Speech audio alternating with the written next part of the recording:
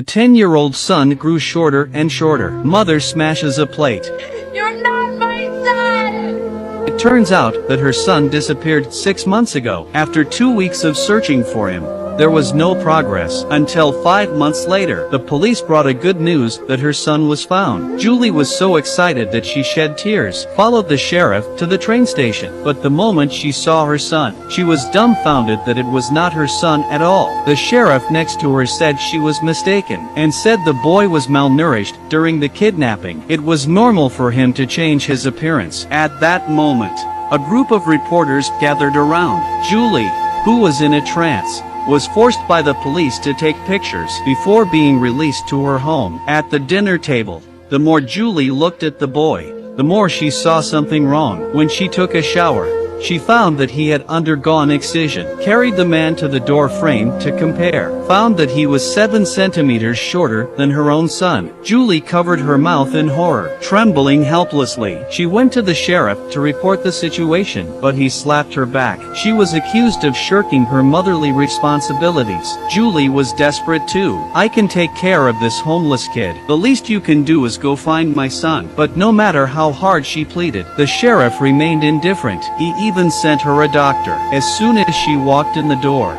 she started talking nonsense that the child was short. It's because of spinal atrophy caused by mental trauma. Faced with this quack doctor, Julie was completely speechless. What she didn't expect was, when the doctor was interviewed by the reporter, she put the blame for her child's shortening. All put the blame on her. The police also publicly discredited her as a single mother. Julie was desperate and helpless. When a priest heard her story, decided to help her. She also found the courage to fight back. First, she took her fake son to an appraisal. The doctor said her son had gaps in his incisors, but this kid didn't. Took the fake son to school. Sure enough, she didn't know the teacher or her classmates. She couldn't even find her own seat. With these 2 key pieces of evidence, Julie started calling reporters, revealed all the truth. But this action completely angered the sheriff. He sent his men to arrest Julie, falsely accused her of having a mental problem, and sent her to a mental hospital. Julie was sent to a mental institution. This psychiatric hospital is comparable to a prison cell. Julie was subjected to daily torture. She was also forced to sign the robbery book. Julie refused. They forced her to take drugs. One of the patients went to help, but she was strapped to the bed and electrocuted mercilessly. And even so, the patient still encouraged her to fight on. Soon the doctor came back to Julie's eyes were steadfast. She wouldn't give in, and was dragged into the electrotherapy room.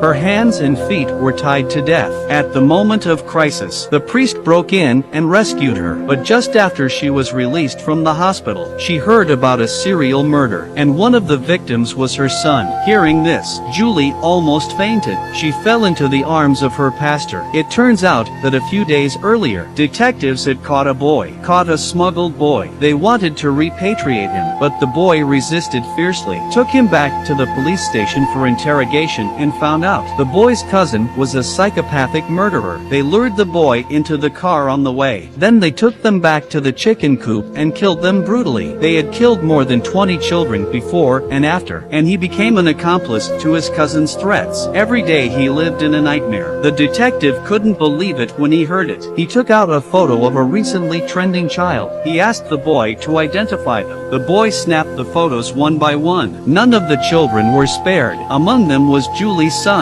The police detective was shocked. He reported it to his superiors, but the sheriff said he was talking nonsense, and he ordered him to send the boy back in secret. Not a word should get out. But the detective was a righteous man. He secretly took the boy back to the farm. The place was already empty. He asked the boy to identify where he was buried. As each sentence of white bones tumbled out of the ground, the heinous crime that had been concealed finally came to light. The boy fell to his knees and cried. Once this case was released, the city was shocked. The LAPD finally sat down, forced to issue a warrant, and Julie's fake son, also under the police's pressure to tell the truth. He came to Los Angeles as a missing child, just to meet his favorite star. Julie became even more furious when she heard the news. She wanted to corrupt the police department and pay the price. The priest helped her find the best lawyer. They went to the mental hospital first. They rescued the innocent women. Then they went to court to sue the sheriff and the police department. On the other hand, the murderer ran away to his sister's house to escape the chase. But the sister's family had no idea that they would kill him. The police arrested him, knowing the truth.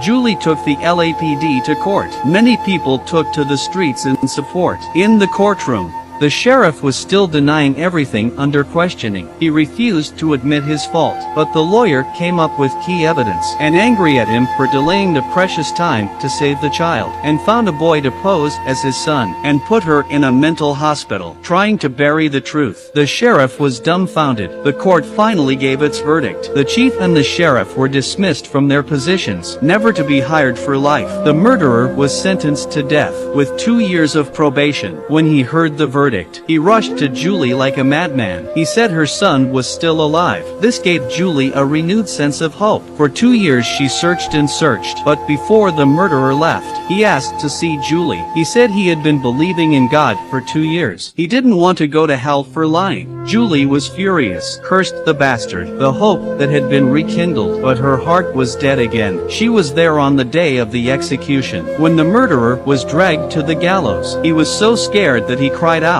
He also felt the fear of the children he persecuted, the fear he felt before his death. As the switch was pulled, the demon ended his life of sin. 5 years have passed. A boy who managed to escape from the clutches of the devil came to the police station to report the crime, and told what happened to him. They found that the wire mesh was loose, so they ripped a hole to get out. But the hole was too small, and he got stuck. When they called for help, they alerted the killer. His companion came back and rescued him, but in the panic, they ran into different directions. Too scared, he didn't dare to go home for years, nor did he tell anyone about it, until recently, when he learned that the murderer had been executed. Only then did he dare to come to the police station, and the boy who came back to save him, it was Julie's son. Hearing this, Julie has been in tears. In the end, she did not give up hope, always looking for her son.